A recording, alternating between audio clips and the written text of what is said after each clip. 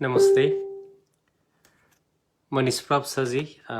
म बुकहलिक्सको पेजमा लाइभ आएको छु र सगुना म्याडम र बुकहलिक्सका साथीहरूको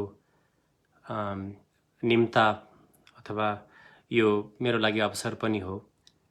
थुप्रै साथीहरू जोडिनुहुन्छ त्यो ग्रुपमा र त्यो ग्रुपले नेपाली पठन संस्कृतिका लागि महत्त्वपूर्ण काम गरिरहेको छ। म यतिखेर सिडनीबाट जोडिएको छु। म माफी चाहन्छु, लाइट त्यति राम्रो छैन किनकि यहाँ अहिले 10 बजिसक्यो रातिको र नानीहरू सुतिसकेपछि मात्र म लाइभ आउन सक्ने अवस्था भएको हुनाले सगुना म्याडमले मलाई सोद्धाखेरि मैले नेपाली 6 बजे भनेको थिएँ। म क्षमा चाहन्छु त्यसका लागि। यदि मैले बोलेको सुनिएको छैन भने मलाई सङ्केत गर्नुहोला। यतिखेर म मेरो कविता यात्राका केही कुराहरू गर्छु। डार्लिङ हार्बरका केही कुराहरू गर्छु। मेरो पछिल्लो उपन्यास विदेश जीवन कस्तो छ, परदेशको जीवन कस्तो छ, यहाँ बसेर साहित्य लेख्न कति चुनौतीहरू आउँछन्, यी कुराहरूमा पनि केही बहस गरौँला। म गएको 12 वर्षदेखि अस्ट्रेलियामा छु। म मेरो खास घर नेपालको पोखरामा हो, पोखराको हेम्जा भन्ने ठाउँमा। म त्यहीँ स्कुलमा पढेर पृथ्वीनारायण क्याम्पसमा ब्याचलर गरिसकेपछि म अस्ट्रेलिया आएको हुँ। म त्यतिखेर नेपालमा हुँदा मेरो पहिलो कविता सङ्ग्रह निस्किएको थियो, भूपरिवेष्टित खुट्टाहरू नाम गरेको, र त्यो कविता सङ्ग्रह 2061 सालमा निस्किएको थियो। त्यतिखेरका मेरा कविताहरू अपरिपक्व थिए र अझै पनि म कविता लेख्ने क्रममा के भन्छु भने म कविताको अझै पनि विद्यार्थी छु। मैले 14-15 वर्ष अथवा 16 वर्ष जति भयो मैले कविता लेख्न थालेको। कविताको प्राप्ति, कविता यस्तो चिज हो कि जुन मलाई लाग्छ मन्त्र जस्तो हुनुपर्छ, दर्शन बोकेको हुन सक्नुपर्छ र त्यति लामो हुन्छ जस्तो मलाई लाग्दैन। मलाई लामो आख्यान जस्तो अथवा कथा बोकेको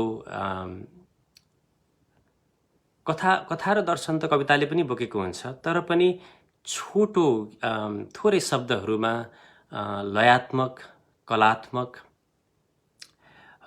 र सुन्दर र शालीन अभिव्यक्ति हो कविता। र त्यो कविताको प्राप्ति त्यति सजिलै हुँदैन। म अझै पनि मलाई लाग्छ त्यो कविताको खोजीमा छु म पनि। र थुप्रै र नेपाली साहित्यमा निकै कम त्यस्ता कविताहरू छन् जसलाई म त्यो मन्त्र जस्तो त्यो कविता जुन म खोजिरहन्छु, ती निकै कम कविताहरू भेट्छु र मैले पनि ती कविताहरू लेख्न सकेको छैन र त्यही प्रयासमा छु म। केही त्यतिखेर लेखिएका कविताहरू, 1-2वटा कविताहरू म वाचन गर्छु। त्यसपछि 61 सालपछि म अस्ट्रेलिया आइसकेपछि 2010मा, त्यस्तै 67 सालतिर भनौँ, मेरो दोस्रो कविता सङ्ग्रह निस्कियो, इजलासमा लाउरे फुल नाम गरेको। त्यसमा 54-55वटा मेरा कविताहरू प्रकाशित भए र त्यसपछि मैले कविताहरू लेखिरहे पनि कविता सङ्ग्रह अहिलेसम्म त्यसपछि ठ्याक्कै 1 दशक भएछ यो वर्ष। 2010मा मेरो दोस्रो कविता सङ्ग्रह निस्कियो। अब यो 1 दशकमा लेखिएका केही कविताहरू सङ्ग्रहित गर्ने प्रयास गरिरहेको पनि छु। तर त्यो बिचमा 4 वर्ष अगाडि डार्लिङ हार्बर नाम गरेको उपन्यास बुकिलले प्रकाशन गर्यो र त्यस मार्फत पनि केही पाठकहरूसँग मैले जोडिने मौका पाएँ। केही पाठकहरूले पुस्तक मन पराउनु भयो। आख्यानमा मेरो त्यो पहिलो प्रवेश थियो। त्यो मेरो लागि झनै ठुलो परीक्षा थियो। र अहिले म दोस्रो आख्यान चिनीको सम्पादन गरिरहेको छु र अघि भने जस्तै 1 दशकमा लेखिएका कविताहरूलाई पनि सङ्ग्रहित गरिरहेको छु। म भूपरिवेष्टित खुट्टाहरू, मैले अघि भने जस्तै 61 सालमा निस्किएको भूपरिवेष्टित खुट्टाहरू कविता सङ्ग्रहबाट म एउटा कविता वाचन गरेर आजको लाइभ सेसनलाई म निरन्तरता दिन चाहन्छु। भूपरिवेष्टित खुट्टाहरूमा एउटा कविता छ, गुफा चमेराहरूको घर होइन। बस्न त गुफाभित्रै बस्छन् चमेराहरू, बस्न त गुफाभित्रै बस्छन् चमेराहरू, तर गुफा चमेराहरूको घर होइन। चमेराहरूलाई थाहा छ अब यहाँ कुनै गुणहरू बाँकी छैनन्। चमेराहरूलाई थाहा छ अब यहाँ कुनै गुणहरू बाँकी छैनन् जसलाई उनीहरू निर्धक्क आफ्नो घर भन्न सकुन्। चमेराहरूलाई थाहा छ अब यहाँ कुनै पतिङ्गरहरू बाँकी छैनन् जसलाई बटुलेर उनीहरू फेरि एउटा सुन्दर गुणको निर्माण गर्न सकुन्। जुन दिन तिमीहरू चमेराका गुणहरू हुँदैनन् भन्दै चमेराकै गुणहरू कुल्चिन छोड्नेछौ, जुन दिन तिमीहरू चमेराहरूले गुण बनाउँदैनन् भन्दै खरका त्यान्द्राहरू बढार्न छोड्नेछौ, त्यस दिन चमेराहरू पतिङ्गर खोज्न हिँड्नेछन्, गुण बनाउन जुट्नेछन्। रहर छैन चमेराहरूलाई गुफाभित्र बस्न, गुफा चमेराहरूको घर होइन। यो त्यतिखेर लेखिएको कविता रहेछ। मैले पनि धेरै पछि वाचन गरेँ यो कविता। मेरो साथीहरूले टाइमलाइनमा पनि लाइभ देखिनु पर्यो भन्नुभएको छ, म सेयर गर्छु।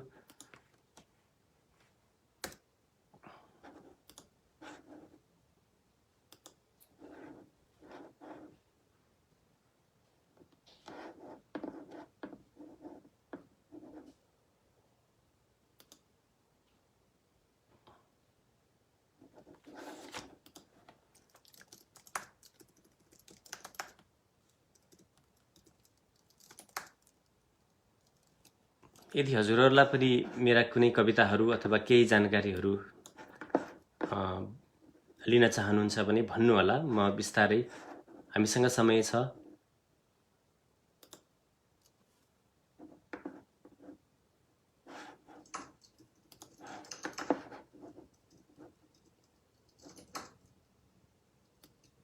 यदि हजुरहरूलाई पनि मेरा कुनै कविताहरू अथवा केही जानकारीहरू, म भूपरिवेष्टित खुट्टाहरूको एउटा कविता वाचन गरिसकेपछि एउटा नयाँ कविता वाचन गर्न चाहन्छु।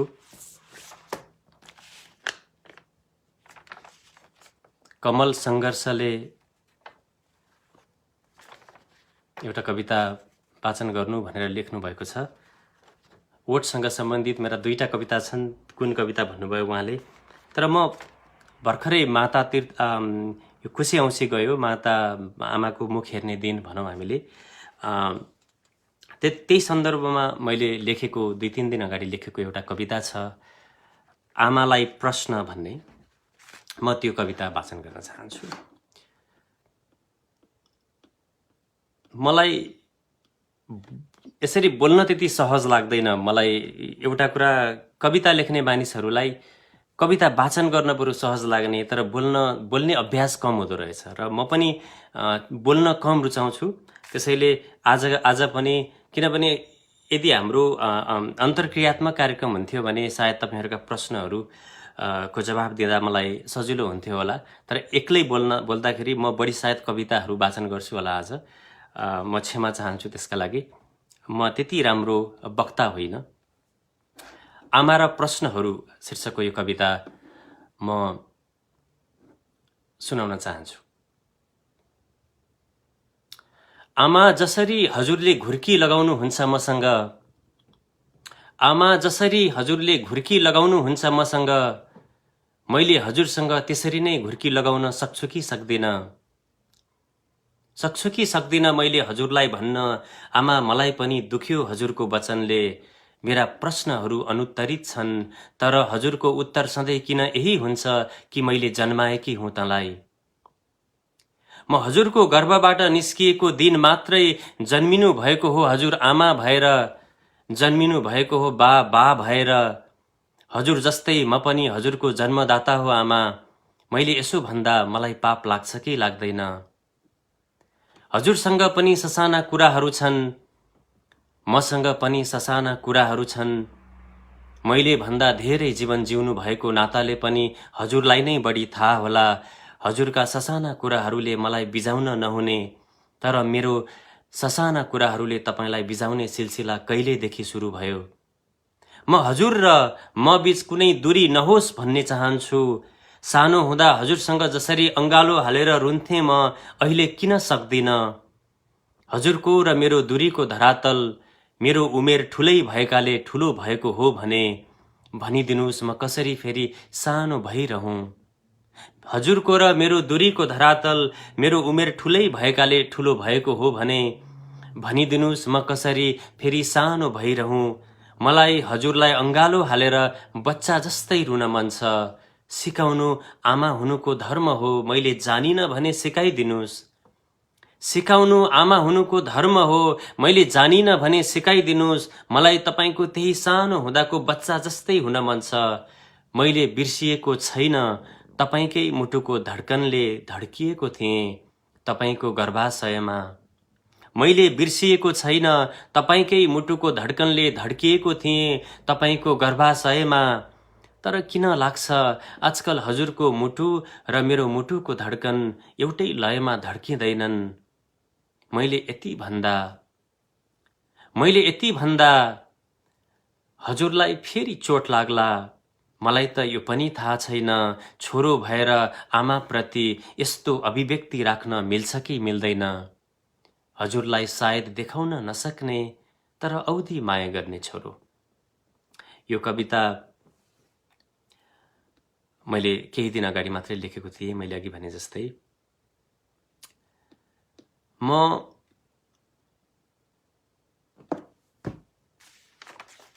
दोस्रो मेरो कविता यात्राको बारेमा पनि म केही जानकारी चाहिँ गराउँछु। हामी कस्तो वातावरणमा हुर्कियौँ हेम्जामा भन्दाखेरि गौरीशङ्कर स्कुलमा म पढ्थेँ। त्यतिखेर पहिलो कुरा म आफ्नो घरमा पनि, यद्यपि मैले मेरो हजुरबुवालाई म जन्मिएकै वर्ष मेरो हजुरबुवा बित्नुभयो। मैले हजुरबाको अनुहार पनि सम्झिन्न र मैले सुनेअनुसार हजुरबुवा एकदमै चर्चित विद्वान हुनुहुन्थ्यो संस्कृतको र संस्कृतका छन्दमा लेखिएका कविताहरू निकै प्रष्ट वाचन गर्नुहुन्थ्यो। ठुलो रुचाइएको पण्डित पनि हुनुहुन्थ्यो र हाम्रो एउटा ब्राह्मणको घरमा जन्मिएको नाताले पनि त्यो एउटा कविताको, त्यो संस्कृतका ती छन्दहरूको एउटा लय हाम्रो घरमा गुन्जिरहेको थियो।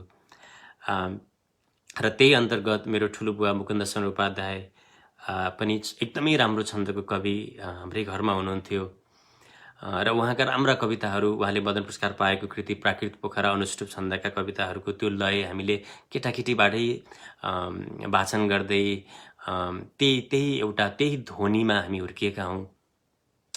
र त्यो मन्दाक्रान्त छन्दमा र अनुष्टुप छन्दमा मेरो ठुलोबाले धेरै कलम चलाउनुहुन्थ्यो र उहाँले लेखेका कतिपय कविताहरू अझै पनि मलाई कण्ठस्थ छन्। र मेरो अर्को कान्छो हजुरबापट्टिको ठुलो बुवा लक्ष्मी शरण उपाध्याय मेरो नेपालीको गुरु, हाम्रो नेपाली पढाउने गुरु हुनुहुन्थ्यो स्कुलमा। हाम्रो लागि त्यो सौभाग्य थियो किनभने उहाँ आफै राम्रो कवि हुनुहुन्थ्यो र उहाँले हामीलाई 6-7 कक्षाबाट नै शार्दूल विकृति छन्द भनौँ न, शाकुन्तल महाकाव्यका जान्छिन् आज शकुन्तला घर भनी जस्ता श्लोकहरू र यतिसम्म गर्नुहुन्थ्यो कि उहाँले यदि हामीले कहिलेकाहीँ हरेक विद्यार्थीले जस्तै नेपाली एउटा जुन कक्षालाई त्यति पढ्न नरुचाउने र त्यही साथीहरूको लहलयमा कहिले हामी खेल्न जाने, हाम्रो स्कुलको अगाडि नै पछाडि नै एउटा ठुलो चौर थियो फुटबल खेल्ने र हामी कहिलेकाहीँ ठ्याक्कै त्यो चौथो क्लास हुन्थ्यो नेपालीको र हामी कहिलेकाहीँ त्यो क्लासलाई छुटाएर हामी फुटबल खेल्न जान्थ्यौँ। अनि कहिले नहरमा हामी पौडिन जान्थ्यौँ। र त्यो पियर प्रेसर हुन्थ्यो हाम्रो लागि पनि, किनभने म गइनँ भने पनि मेरो साथीहरूले नरुचाउने त्यस्तो किसिमको वातावरण थियो। र त्यो क्रम बढ्दै गएपछि ठुलो बुवा जुन नेपाली गुरु पनि हुनुहुन्थ्यो, उहाँले हामीलाई एउटा श्लोक सुनाउनु हुन्थ्यो। त्यो श्लोक अझै पनि अब 6 कक्षामा हामीलाई सुनाएको श्लोक हामीलाई अझै पनि हामी जसले उहाँसँग हामीले नेपाली पढ्यौँ उहाँहरूले सबैलाई कण्ठस्थ छ। म त्यो श्लोक एकचोटि सुनाउँछु। मलाई लाग्छ शिखरिणी छन्दमा लेखिएको छ कि जस्तो लाग्छ यो। म शिखरिणी छन्दमा त्यति परिचित छैन। उहाँले हामी भागेर गएपछि उहाँले हामीलाई त्यो श्लोक लेखेर सुनाउनुहुन्थ्यो। नजानु भन्दै थिएँ किन नि यसरी जान मन भो, नभागे भन्दैमा कति कति यहाँ हानि हुन गो, म भन्थे ए बाबु असल। माफ गर्नु होला, नेटको प्रब्लम भन्दा पनि त्यो मोबाइलमा त्यो फेसबुकको त्यो होल पेज नै एक्जिट भयो। के कारणले भयो म माफी चाहन्छु। मैले तपाईँहरूलाई फेरि कुराएँ। मैले अघि हाम्रो स्कुल जीवनको कुरा जोडिरहेको थिएँ। किन जोडिरहेको थिएँ भन्दा त्यो स्कुल जीवनमा जुन प्रभाव, जुन कविता अथवा साहित्यको प्रभाव जुन हामीलाई नेपाली पढाउने शिक्षक अथवा परिवारले हामीलाई दिनुभयो, त्यसको प्रभाव मसँग अहिलेसम्म पनि भएको हुनाले कतै भित्र कविताको प्रभाव म भित्र पसेको जस्तो मलाई भान हुन्छ। अहिले पनि अलि अगाडि मेरो ठुलोबाको जन्मदिन पनि परेको थियो र मैले त्यतिखेर उहाँको एउटा नारी कविता मैले कतै खोजेर पढ्नु पनि परेन। अहिलेसम्म पनि यत्रो वर्षको ग्यापमा पनि हामी त्यति प्रभावित भएका थियौँ कि उहाँका कतिपय कविताहरू हामीलाई अझै पनि कण्ठस्थ छन्। र मैले पिएन क्याम्पसमा ब्याचलर पढ्ने क्रममा म विज्ञानको विद्यार्थी थिएँ। त्यतिखेर म विश्वेश्वर प्रसाद कोइरालाका आख्यानहरूबाट निकै प्रभावित भएको थिएँ। त्यतिखेर म उहाँलाई धेरै अध्ययन गर्थेँ र मैले कविताहरू जस्तै कि मधुपर्क, गरिमा, त्यो विद्यार्थी जीवनमा हामीले त्यसरी किताबै किन्ने भन्दा पनि लाइब्रेरीमा जे एभाइलेबल छ त्यही। तर मिरमिरे राष्ट्र ब्याङ्कले, नेपाल राष्ट्र ब्याङ्कले मिरमिरे भन्ने एउटा मासिक पत्रिका निकाल्थ्यो त्यतिखेर। र ती पत्रिकाहरू हामी पुस्तक पसलमा होस् अथवा लाइब्रेरीमा होस् हामीले त्यो पढ्थ्यौँ निरन्तर रूपमा। मधुपर्क, गरिमा, मिरमिरे त्यतिखेरको हाम्रो साहित्यिक खुराक। त्यसरी मेन स्ट्रिम पत्रिकाले अहिले जसरी यो शनिबारीय परिशिष्टाङ्कको रूपमा जसरी साहित्यलाई अहिले स्थान दिएको छ, त्यतिखेर दिँदैन थियो। र हाम्रो माध्यम गरिमा, मधुपर्क जस्ता पत्रिकाहरू नै हुन्थे। र त्यही उसमा प्रभावित, त्यही सिलसिलामा त्यतिखेर क्षेत्रप्रताप अधिकारी, दिनेश अधिकारी, गोपाल पराजुली उहाँहरूका कविताहरूको प्रभाव मलाई अझै पनि सम्झना छ। र मेरो भूपरिवेष्टित खुट्टाहरूमा म पोखराबाट क्षेत्रप्रताप अधिकारी सरलाई काठमाडौँ खोज्दै उहाँबाट मैले भूमिका लेखाएको थिएँ, किनकि म एकदमै उहाँको गीत कविताबाट प्रभावित थिएँ त्यतिखेर। उहाँले भनेको एउटा सम्झना पनि छ। उहाँले मलाई त्यतिखेर पोखरा नबस, भूपरिवेष्टित खुट्टाहरूको पाण्डुलिपि पढ्दाखेरि पोखरा नबस, तिमी राजधानीमै बस्नुपर्छ, नत्र राजधानीले चिन्दैन तिमीलाई भनेर मलाई सुझाव दिनुभएको सम्झना छ। अहिले क्षेत्रप्रताप सर हुनुहुन्न, म उहाँलाई सम्झिरहेको छु। उहाँको प्रेरणा त्यतिखेरको सुरुवाती दिनहरूमा एउटा चिन्दै नचिनेको कविका पाण्डुलिपि पढेर उहाँले निकै प्रेरणात्मक रूपमा भूमिका लेखिदिनु भएको थियो। उहाँले भने जस्तै म राजधानी चाहिँ त्यति बस्न पाइनँ, किनकि मेरो यात्रा बढी पोखरामा पढेपछि म काठमाडौँमा केही महिना बसेँ, त्यसपछि म अस्ट्रेलिया आएँ। र अहिले बरु सोसियल मिडिया र अहिले जुन नेपालका पत्र पत्रिकाहरूले पनि जसरी सोसियल मिडियाकै कारणले एउटा निकट भएर जताततैका साथीहरूलाई, नयाँ प्रतिभाहरूलाई पनि जुन स्थान दिइरहनु भएको छ त्यो सिलसिला एकदमै राम्रो छ। त्यसले प्रोत्साहित गरिरहेको छ नेपाली नयाँ नयाँ भाइ बहिनीहरूलाई पनि, र थुप्रै नयाँ भाइ बहिनीहरूको कविताहरू, एउटा कथाहरू अथवा अन्य अरू विधामा साहित्य पढ्न पाइन्छ, र सोसियल मिडियाले पनि हामीलाई निकै सहज बनाएको छ। त्यसपछि म अस्ट्रेलिया आएपछि 2007 मा म अस्ट्रेलिया आएँ। अस्ट्रेलिया आएपछि मैले 4-5 वर्ष आफ्नो अध्ययन अथवा आफ्नो करियरमा खर्चेँ, र 2010 मा मैले इजलासमा लाउरे फुल कविता सङ्ग्रह मैले बाहिर ल्याएँ। र इजलासमा लाउरे फुलमा बढी छोटा कविताहरू छन्। मैले अघि पनि भनेको थिएँ मलाई कविता लामो हुनु हुँदैन जस्तो लाग्छ, र कवितामा दर्शन पनि हुनुपर्छ जस्तो लाग्छ। अब रोबर्ट फ्रोस्टको एउटा कविता छ, रोड नट टेकन भन्ने, हामी सबैले पढेको कविता। त्यो कविताको अन्त्य मलाई त्यो सुरुमा पढेदेखि अहिलेसम्म पनि म त्यो कतिचोटि दोहोऱ्याएर पढ्छु। जुन दिनबाट कसैले अथवा कम हिँडिएको बाटो होइन, two roads diverged in a wood, I took, यस्तै केही छ, आई टुक, अरू कसैले नरोजेको मैले भाव म सम्झिरहेको छु, र that made all the difference भनेर यही भावमा उनले जुन कविता लेखेका थिए, त्यो कवितामा दर्शन पनि थियो। त्यो कविता एकदमै छोटो कविता हो, र त्यो कविता एकदमै सर्वाधिक लोकप्रिय कविता हो।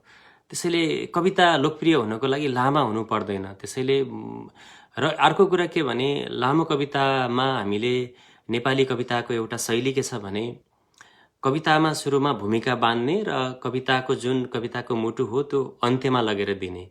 मलाई के लाग्छ भने कवितामा भूमिका बाँध्नु आवश्यक हुँदैन जस्तो लाग्छ, किनभने त्यो आख्यान भइदिन्छ। कविता अघि मैले भने जस्तै मन्त्र हुनुपर्छ, र त्यो कविता प्राप्तिको यात्रामा म पनि हिँडिरहेको छु, र म अहिलेसम्म मलाई लाग्दैन म त्यो कविता, त्यस्तो कविता जुन मलाई एउटा कविता लेख्नु मन छ कि त्यो मलाई लागोस् त्यो कविता जस्तो भयो, त्यही कविताको खोजीमा म हिँडिरहेको छु। म इजलासमा लाउरे फुल भित्रबाट म एउटा कविता वाचन गर्छु। आमाहरू शीर्षकको कविता छ। छोटा छोटा कविताहरूको श्रृङ्खलामा त्यो आमाहरू 2 दोस्रो कविता थियो त्यो कविता सङ्ग्रहको। छोटो कविता छ। आमाले हिउँदभरि सकी नसकी दाउरा बोकिन्, आमाले हिउँदभरि सकी नसकी दाउरा बोकिन्, मैले बल्ल थाहा पाएँ। आमाले हिउँदभरि सकी नसकी दाउरा बोकिन्, र अहिले उनैले बोकेको दाउराले उनैको चिता बलिरहेको छ। मैले बल्ल थाहा पाएँ आमाले दाउरा किन बोकिन्। यो कविता यति मात्रै।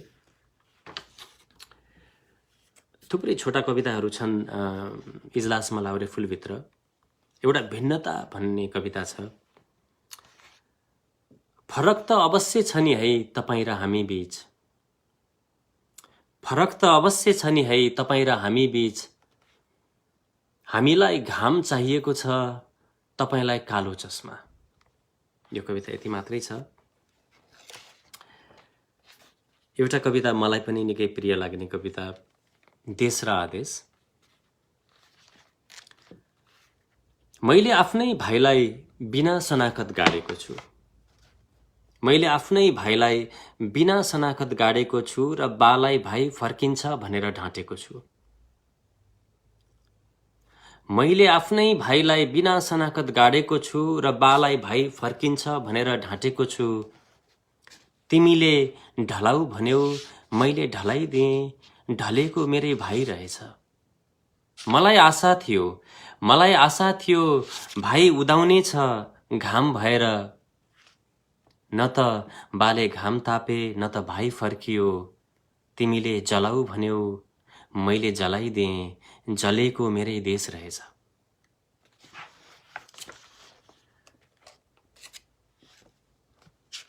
केही साथीहरूले हेरिराख्नु भएको छ। आलोक पनि जोडिएका छन्। नमस्कार आलोक।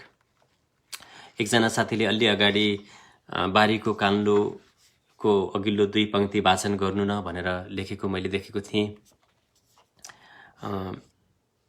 त्यहाँ बारीको कान्लो मेरो इजलासमा लाउरे फुलभित्रको सिमानामा देश भन्ने कवितालाई गीतको रूपमा ढालिएको रचना हो, जो पछि सङ्गीतबद्ध भयो। न्यु बजाचार्यले त्यसलाई सङ्गीत गर्नुभयो। त्यो भिडियोमा एक पङ्क्ति मलाई पनि वाचन गर्न लगाइएको थियो। भूषण दाहाल दाईले लगाउनु भएको थियो त्यो काम गर्न, र त्यो कवितालाई गीतमा ढाल्दाखेरि त्यो दुई पङ्क्ति यस्तो थियो: बारीलाई कान्लो चाहिएको छ, खेतलाई आली चाहिएको छ। बारीलाई कान्लो चाहिएको छ, खेतलाई आली चाहिएको छ। मेरो देशको सिमानामा पर्खाल होइन नेपाली चाहिएको छ। मेरो देशको सिमानामा पर्खाल होइन नेपाली चाहिएको छ। मैले अलि अगाडि फेसबुक लाइभमा आउँदाखेरि पनि भनेको थिएँ, त्यतिखेर मैले 2010मा नै भनौँ त्यतै सुस्तामा सीमा मिचिएको बेलामा त्यो सिलसिलामा मैले त्यो कविता लेखेको थिएँ, र त्यो कविता अलिकति एग्रेसिभ टोनमा पनि लेखिएको थियो। र मैले यो कुरा स्वीकार्छु, अहिले आएर खुकुरी उद्याएर अथवा हिंसा मार्फत कुनै पनि समस्या को विकल्प त्यो होइन भनेर मैले अलि अगाडि पनि भनेको थिएँ। अहिले भएको भए म सायद म त्यति एग्रेसिभ हुँदैन थिएँ। त्यो कविताको त्यो टोन अलिकति एग्रेसिभ छ, र मलाई लाग्छ हाम्रा विचारहरू, हाम्रा दर्शनहरू, हाम्रा सिद्धान्तहरू समयसँगै बदलिनुपर्छ। त्यो कविता त्यो समयमा मैले लेखेर मैले रिग्रेट गर्दिनँ, तर त्यो कविता मैले अहिले त्यति एग्रेसिभ, अघि भने जस्तै एग्रेसिभ हुँदैन थिएँ होला। र पनि साथीहरूले त्यो कवितालाई मन पराउनु भएको छ, म आभारी छु। त्यो गीतलाई पनि मन पराउनु भएको छ। अलि अगाडि इन्डियन आइडलको गायिका साथीहरूले पनि त्यसलाई गाउनु भएको थियो।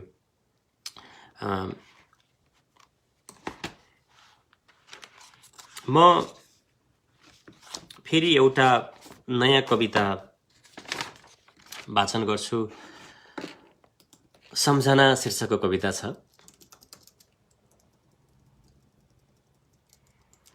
भूपेन्द्र खड्काले अलि सिरियस देखिनुभयो भन्नुभएको छ। म अलिअलि नर्भस भएको छु होला। मैले अघि पनि भनेको थिएँ, कविहरूलाई सायद कविहरू राम्रा वक्ता हुँदैनन् जस्तो लाग्छ। हामी कविता लेख्ने अथवा कविता वाचन गर्नमा बरु हामी अभ्यस्त छौँ। तर भूपेन्द्र, तिमी जस्तो प्रस्तुता, तिमी जस्तो राम्रो वक्ता हुन पाए लोभ लाग्छ तिमीले बोलेको देख्दा।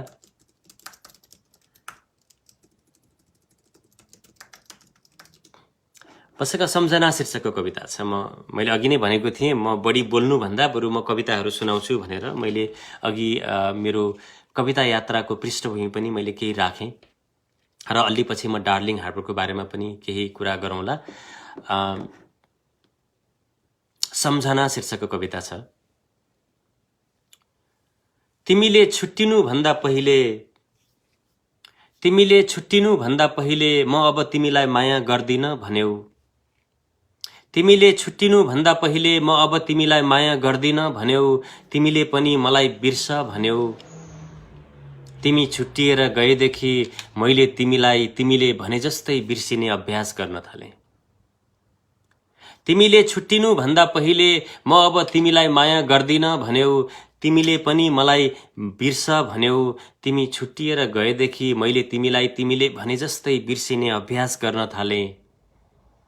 तिमीलाई बिर्सिने अभ्यास गर्दै जाँदा हामी 3 वर्षसँगै बसेको कोठा त सुरुमै बिर्सिनुपर्छ जस्तो लाग्यो। कोठा छोडेँ। तिम्रो आँखामा अल्झिएको सम्झनालाई त झन् नहल्झाइकन बिर्सिनुपर्छ जस्तो लाग्यो। सहरको भिडसँग आँखा जुधाउन थालेँ। तिमीलाई बिर्सिने अभ्यास गर्दै जाँदा तिमीलाई मसँग जोड्ने सबै तस्बिरहरू हटाएँ, जो आँखामा नहटाएर डिजिटल भएका थिए। तिमीलाई बिर्सने अभ्यास गर्दै जाँदा हामी सँगै टोलाउने पिएन क्याम्पसको डिलमा एक्लै टोलाउन त झन् हुँदै हुन्न झैँ लाग्यो। क्याम्पस छोडेँ। मैले मेरो प्रिय पोखरा छोडेँ। तिमीलाई बिर्सिने अभ्यास गर्दै जाँदा देश छोडेँ भने त कसरी सम्झना आउला र तिम्रो भनेर मैले देशै छोडेँ। तिमीलाई बिर्सिने अभ्यास गर्दै जाँदा देशै छोडे भने त कसरी सम्झना आउला र तिम्रो भनेर मैले मेरो प्रिय देशै छोडे। 8 वर्षपछि मैले बिर्सिसकेकी तिमी 81 सिडनी एयरपोर्टको टर्मिनल 1 मा भेटियौ। 8 वर्षपछि मैले बिर्सिसकेकी तिमी 81 सिडनी एयरपोर्टको टर्मिनल 1 मा भेटियौ। तिमीलाई बिर्सिने अभ्यास गर्न छोडिसकेको मलाई अचानक भेटिएकी तिमीले झनै अप्ठ्यारोमा पार्यौ र सोध्यौ मेरो सम्झना आउँछ कि आउँदैन। यो कविता अलि अगाडि लेखेको थिएँ र यहाँ मनोज, एकजना साथी मनोज विश्वकर्मा साथीले प्रेमको पर्फ्युम कविता सुन्न खोज्नुभयो र म त्यो कविता मसँग छ जस्तो लागेको छ। मनु मन्जिल दाई पनि जोडिनु भएको छ, अघि पनि जोडिनु भएको थियो। मनु दाईले नेट अलिकति कमजोर छ कि भन्नुभएको थियो। नेट कमजोर सबै अहिले यतिखेर अस्ट्रेलियामा 11 बज्यो। धेरैले कहिलेकाहीँ यो मोबाइलमा मेरो अघिल्लोचोटि लाइभ आउँदा पनि त्यस्तै समस्या भएको थियो, अटोमेटिकली डिस्कनेक्ट हुने। त्यो मैले त्यो अलिकति बुझ्नुपर्ने भएको छ। र नवराज पराजुली, प्रिय कवि नवराज पराजुलीले पनि हेरिराख्नु भएको छ। म एकदमै आभारी छु। तपाईहरू राम्रो कवि मनु मन्जिल दाई, मैले तपाईको कविताहरूबाट धेरै प्रेरणा पाएको छु। म एकदम आभारी छु तपाईँ जोडिनु भएकोमा। थुप्रै साथीहरू हुनुहुन्छ, सञ्जीव राई, मनोज विश्वकर्माले कविताको लाइन सम्झाइराख्नु भएको छ। म मनोजी, म तपाईको अनुरोधमा प्रेमको पर्फ्युम कविता वाचन गर्न चाहन्छु। प्रेमको पर्फ्युम। तिमीलाई सम्झिनु पर्ने भन्दा बिर्सिनु पर्ने कारणहरू धेरै छन्। तिमीलाई सम्झिनु पर्ने भन्दा बिर्सिनु पर्ने कारणहरू धेरै छन्। मात्र बिर्सिरहनु पर्ने तिम्रो सम्झना यसरी आउला जस्तो लागेकै थिएन। तिमीलाई सम्झिनु पर्ने भन्दा बिर्सिनु पर्ने कारणहरू धेरै छन्। मात्र बिर्सिरहनु पर्ने तिम्रो सम्झना यसरी आउला जस्तो लागेकै थिएन। तिमीले दिएका खुसीहरू भन्दा अप्ठ्याराहरू धेरै छन्। जीवनको यो मोडमा मलाई झनै अप्ठ्यारो दिन यति सजिलै तिम्रो सम्झना यसरी आउला जस्तो लागेकै थिएन। यो पृथ्वी जस्तै गोला छन् सायद सम्झनाका बाटाहरू। यो पृथ्वी जस्तै गोला छन् सायद सम्झनाका बाटाहरू, र त घुमिरहन्छन् मेरै अगाडि। तिम्रो सम्झना कुनै दिन आउन सक्ने, तिम्रो सम्झना कुनै दिन आउन सक्ने सम्भावनाको ढोका मेरो मनले मैलाई नसोधी खोलिदेला कि भन्ने शङ्का नभएको त होइन। तिम्रो सम्झना कुनै दिन आउन सक्ने सम्भावनाको ढोका मेरो मनले मैलाई नसोधी खोलिदेला कि भन्ने शङ्का नभएको त होइन। तर यस्ता ससाना कुराहरूका कारणले त झन् तिम्रो सम्झना आउला जस्तो लागेकै थिएन। अलि अगाडि तिमीले प्रयोग गर्ने पर्फ्युम छरेर पसेछ ट्रेनभित्र कोही। अलि अगाडि हामीसँगै हिँड्ने गरेको बाटोमा टुप्लुक्क पुगेछु म। अलि अगाडि तिमी कता छौ भनेर मलाई सोधिदियो कसैले। अलि अगाडि म पुगेछु एक्लै पार्कको त्यो पुरानो कुर्चीमा, जसमा म मात्र अटाएको थिएँ र तिमी ममाथि अटाएकी थियौ। अलि अगाडि घुमाउरो पाराले व्यङ्ग्य गरिदिन मेरै श्रीमतीले मेरै पुरानो प्रेममाथि, र छिराइदिन तिम्रो सम्झनालाई मेरो बेडरुमसम्म।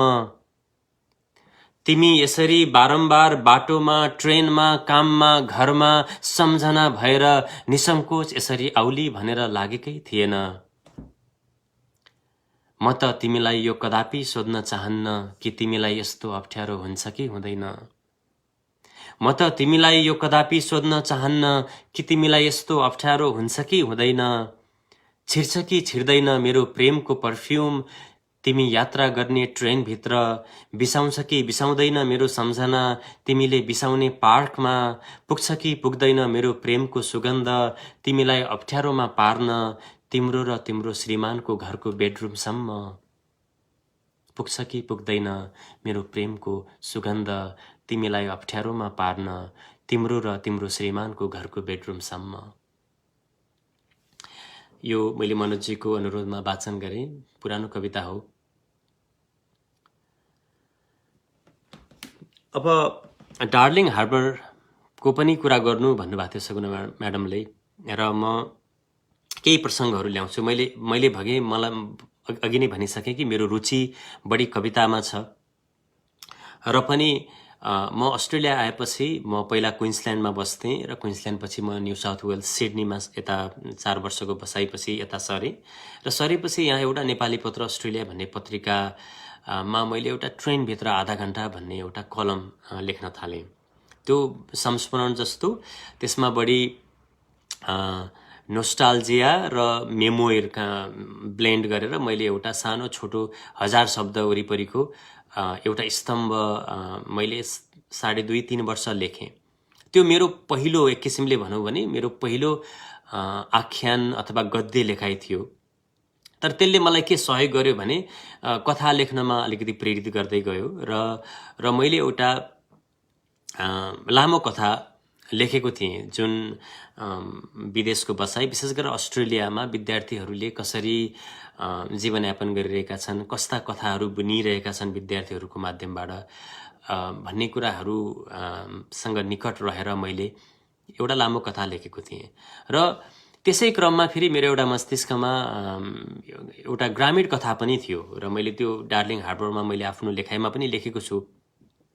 र ती दुवै कथाहरू परिपूर्ण थिएनन्, र जसरी म आफैले पनि ग्रामीण जीवन बिताएर जसरी म एउटा प्रदेशमा यति लामो समयसम्म म बसिसकेको छु, र यो दौरानमा हामीले जसरी हाम्रा जीवनका भोगाइहरू भोग्यौँ, हामीले जसरी आफ्ना कथाहरू सिर्जित गऱ्यौँ, र आफूले देखेका भोगेका कथाहरूकै सेरफेरमा रहेर त्यो नेपालमा भोगिएको अथवा देखिएको ग्रामीण जीवन र अस्ट्रेलियामा पनि देखिएको वा भोगिएको,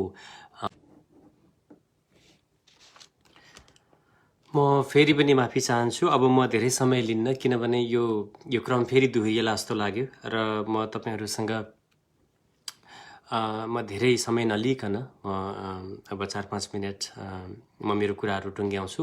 र पहिलो सर्वप्रथम त म सगुना म्याडम र बुकोलिक्सका सबै साथीहरूलाई एकदमै आभार प्रकट गर्न चाहन्छु यो अवसर दिनुभयो। र म छोटकरीमा म अहिले के गरिरहेको छु भन्ने कुरा पनि राख्छु। र म यतिखेर मैले अघि सुरुमा भनेको थिएँ, कतिपय साथीहरू पछि जोडिनु भयो, मैले इजलासमा लाउरे फुल निस्किएपछि लेखिएका कविताहरू, यो 1 दशकमा लेखिएका कविताहरू मैले सङ्ग्रहित गरिरहेको छु। मसँग 70-80 वटा कविताहरू छन्, र त्यसबाट छानेर म एउटा कविता सङ्ग्रह प्रकाशन गर्ने सोचमा छु यो वर्ष। यतिखेर वातावरण राम्रो छैन, हामी जुन समस्याबाट गुज्रिरहेका छौँ, र म मेरो दोस्रो उपन्यास चिनीको सम्पादन गरिरहेको छु। र यो दौरानमा मैले म यहाँ एउटा हेल्थ प्रोफेसनलको रूपमा, एउटा फ्रन्टलाइन म्यानेजरको रूपमा काम गर्छु। म 5 दिन काम गर्छु, र मेरो मुख्य पेसा साहित्य होइन।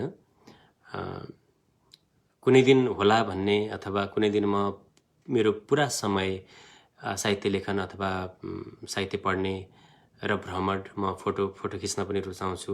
ती आफूलाई मनपर्ने कुराहरूमा पुरै समय दिन पाइए हुन्थ्यो भन्ने इच्छा त छ, तर पनि धेरै मानिसहरू जस्तै म पनि आधारभूत आवश्यकताहरूको परिपूर्ति गर्ने एउटा जुन जिम्मेवारी छ, त्यही जिम्मेवारीको पछि लखेटिएको छु।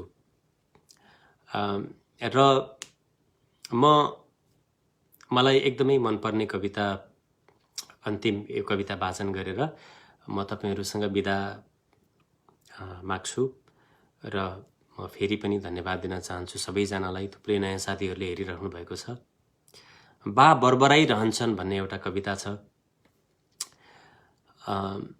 म त्यो कविता वाचन गरेर आज तपाईहरूबाट बिदा माग्छु है त। बा बरबराइरहन्छन्। साँझ पख बाको घाम कास्कीकोटतिर अस्ताउँछ। साँझ पख बाको घाम कास्कीकोटतिर त अस्ताउँछ, खै किन उदाउँदै गरेको घामसँग भन्दा अस्ताउँदै गरेको घामसँग बाको कुरा मिल्छ। खै किन उदाउँदै गरेको घामसँग भन्दा अस्ताउँदै गरेको घामसँग बाको कुरा मिल्छ। बा आफैसँग बरबराइरहन्छन्, कुरा त छोरोसँग नि मिल्थ्यो। खै किन म अस्ताउने बेलामा छोरो उदाउँछु भनेर निस्क्यो। बिहानी पख बाको घाम काउको डाँडातिर त उदाउँछ। बिहानी पख बाको घाम काउको डाँडातिर त उदाउँछ। बालाई उदाउँदै गरेको घाम पटक्कै मन पर्दैन। बालाई उदाउँदै गरेको घाम पटक्कै मन पर्दैन।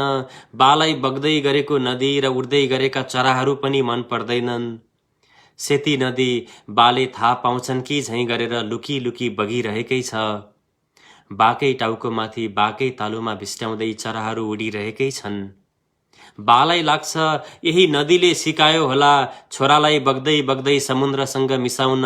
बालाई लाग्छ यिनै चराहरूले भनिदिए होलान् उडेपछि आकाश अझै फराकिलो देखिन्छ। बालाई लाग्छ यही घुमिरहने घामको लहलहैमा उज्यालो सपना देख्न खोजे होलान् सन्तानहरूले। बालाई झनक्क रिस उठ्छ। बालाई झनक्क रिस उठ्छ। नदीले किन उक्लिन सिकाएन, चराले किन फर्किन सिकाएन। घामले त झन् भन्दै भन्दिएन एक दिन फेरि यही आँगनमा उदाउनु पर्छ भनेर। साँझ पख बा बरबराइरहन्छन्। धन्यवाद। र म सबैजनालाई जो तीनवटा छुट्टा छुट्टै एपिसोडमा म लाइभ आएँ मेरो नेटवर्कको प्रब्लमले गर्दा म एकदमै माफी चाहन्छु फेरि त्यो इन्कन्भिनियन्सका लागि। र पनि यसरी जोडिने मौका मिल्यो आज। म निकै खुसी छु। र पछि पनि म फेसबुक लाइभमा आउने मेरो आफ्नो टाइमलाइनबाट पनि आउने प्रयास गरिरहेको छु। मैले अघि भने म अभ्यस्त छैन र म प्रष्ट वक्ता पनि होइन। म लेख्ने र लेखेका कुराहरू वाचन गर्न बरु म सक्छु। यसरी लगातार बोल्न चाहिँ मलाई निकै अप्ठ्यारो लाग्छ। मैले आफ्नो प्रयास गरेँ र तपाईहरूको आजको साँझ सुखद रहोस् र सुरक्षित रहनुहोस्। परिवारलाई सुरक्षित राख्नुहोस्। हामी सबै अप्ठ्यारो समयबाट गुजिरहेका छौँ र चाँडै नै सबै कुरा राम्रो हुँदै गयो भने म यो वर्ष फेरि नेपाल आउनेछु। कतिपय साथीहरूसँग भेट्न पाइनेछ। म बिदा चाहन्छु। धन्यवाद।